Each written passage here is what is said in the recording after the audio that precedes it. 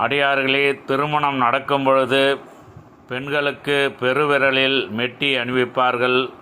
30-40 வருடங்களுக்கு முன்பாக திருமணம் நடந்த பெண்கள் பெருவிரலில் மட்டுமே மெட்டி அணிந்து சிறப்பாக வாழ்ந்து கொண்டிருந்தார்கள்.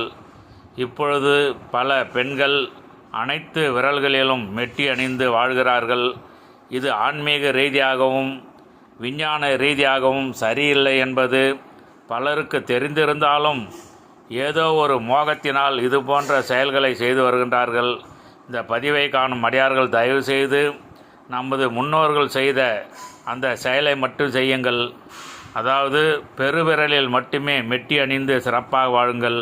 மற்ற விரலில் மெட்டி அணிவதை தவிருங்கள். இதனால் உங்களுக்கு நன்மை கிடைக்கும். இந்த நல்ல தகவலை அனைவருக்கும் பிடித்திருந்தால் செய்யுங்கள். திருச்சிற்றம்பலம், தில்லையம்பலம்.